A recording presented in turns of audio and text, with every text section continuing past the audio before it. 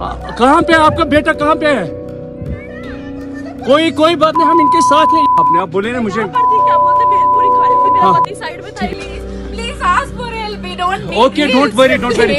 You okay? You need a water sir? রিমেক নিক আর যাই নিক, লোকগুলো কিন্তু আর ফেরত আসবে না।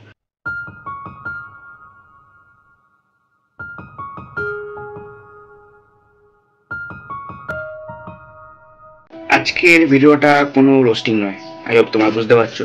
দেখো আমি রোস্টিং এর জন্য চশমাটা পরিনি, একদম অরিজিনালিটি মেনটেন করেছি, ঠিক আছে। আজকের কথা বলবো হচ্ছে পেহেলগাম।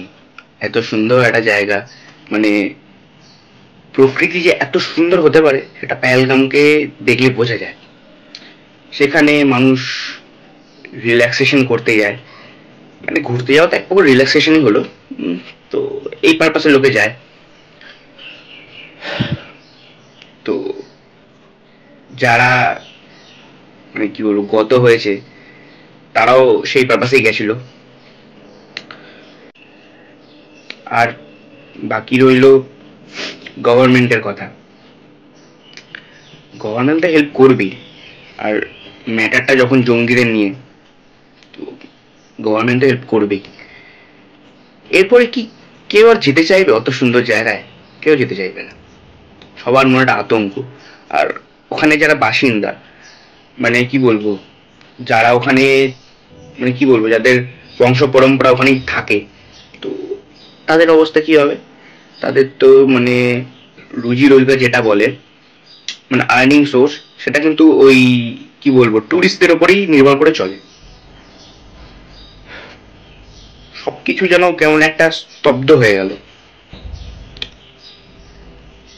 মানে ব্ল্যাকটা যেমন মানুষ মনে রাখে না, তেমন এটাও মনে রাখবে, এটাও মনে রাখবে। আর এখানে আমার মনে হয় যে মানুষের একটা স্বপ্নের জায়গা ছিল পেহেলগাঁও, কাশ্মীর, এরকম সুন্দর, মানে অনেকের ড্রিম যে যাবো, কিন্তু এখন লোকের ড্রিম চেঞ্জ হয়ে যাবে। ড্রিম থাকলেও বলবে যাবো না। মরতে কে যায় ভাই, এই কথাটাই আগে বলে দেয়। সব থেকে বড় কথা, ব্যাপারটা ধর্ম নিয়ে হচ্ছে। যারা তা মানে কি তাদের মানে এতটাই খারাপ অবস্থা হয়ে গেছে যে তারা নিরস্ত্র লোকেদের উপর অ্যাটাক করছে।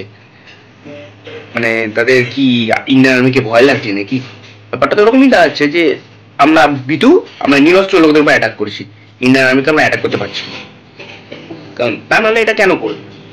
মানুষের তো একটা মানে ভয় ভীতি থাকলে তখনই মানুষ যেতে চায় না, বা এরকম কোনো ব্যাপার থাকলেই মানুষ যেতে চায় না। তারা কি করলো, যারা টুরিস্ট, যাদের কাছে কোনো অস্ত্র নেই, তাদের উপর অ্যাটাক করলো। আমি যতদূর জানি যে সব দেশ থেকেই সব দেশের লোক, মানে এক দেশ থেকে অন্য দেশের লোকেরা ঘুরতে যায়। যেমন ইন্ডিয়া থেকে অনেকে পাকিস্তানে ঘুরতে যায়, পাকিস্তান থেকে অনেকে ইন্ডিয়াতে আসে। তা আমরা কি করবো? আমরা তাহলে এখন যারা টুরিস্ট তাদেরকে মারি, মেরে দিয়ে লুকিয়ে পড়ি? তাহলে তো তফাৎটা কি হলো? কত তফাৎ থাকলো না? আমাদের ইন্ডিয়া সবসময় কি বলবো, মানে যারা ইন্ডিয়াতে ঘুরতে আসে না, তারা যে বলে হ্যাঁ একটা দেশে এসছি ভাই, একটা দেশে এসছি, এক কান্ট্রিতে এসছি আমি, যেখানে সবকিছু আছে, সবকিছু আছে, কোনো কিছুর অভাব নেই। যেমন আতিথেয়তা, যেমন খাবার দাবার, সবকিছু আছে। এবার দেখো, একটা ধর্মে সব মানুষ কখনোই খারাপ হতে পারে না। কারণ ওই ঘটনার ওই স্পটে একজন ঘোড়া চালাতো, টাট্টু ঘোড়া টাইপ, মানে যেগুলো হয় না টুরিস্ট প্লেসে ঘোড়া চড়ে, তো ঘোড়া চালাতো। উনি ছিলেন মুসলিম। উনি এই টুরিস্টদেরকে বাঁচানোর চেষ্টা করেছিলেন। যদিও উনিও আজকে পৃথিবীতে নেই, ওনাকেও মেরে দেওয়া হয়েছে। যদি আমি পলিটিক্যাল দিকে দেখতে যাই, তাহলে এই ঘটনাটা অন্য পার্টির কাছে একটা টপিক হয়ে যাবে। মানে সব জায়গায় তো বলতে গেলে সেন্ট্রাল গভর্নমেন্টের যে পার্টি আছে, সেই পার্টি তো সব জায়গায় নেই। তো যে জায়গাগুলো, মানে যেই জায়গাগুলোতে নেই, সেই জায়গাগুলোতে আবার এটা একটা টপিক হয়ে যাবে। মানে আমি বলতে চাইছি যে এটাকে টপিক বানিয়ে লাভ নেই, এটার জবাবটা দিতে হবে, ব্যাস। সেটা সেন্ট্রাল গভর্নমেন্ট কাজ করছে, অবশ্যই করবে। বড় বড় অফিসার রয়েছে, বড় বড় যারা মিনিস্টার রয়েছে, তারা অবশ্যই করবে, সেই নিয়ে কোনো ডাউট নেই। আর আমাদের যে পিএম রয়েছে, পিএম স্যার তো একদম স্ট্রং পার্সন।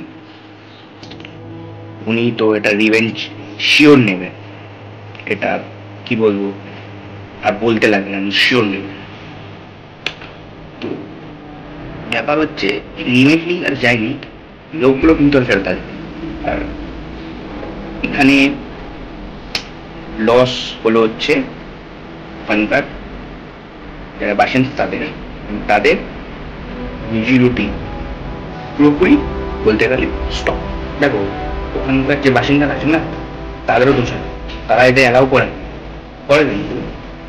বাড়ি তো এক হাতে বাজে না, দু হাতে বাজে, ঠিক আছে? মোবাইল তালি বাজবে তবে গিয়ে একটা সাউন্ড আসবে, ঠিক আছে? আই হোপ বুঝতে পারছেন কি বলতে চাইছি। আর বেশি কথা বলবো না ভাই, যারা গত হয়েছে তাদের আত্মার শান্তি কামনা করা আমাদের উচিত। আর যারা এই ঘৃণ্যের কাজটা করেছে তাদের শাস্তির দাবি রইল, সরকার নিশ্চয়ই এটা দেবে শাস্তি। এই বলে আজকে ভিডিওটা করলাম, এখানেই শেষ। টাটা।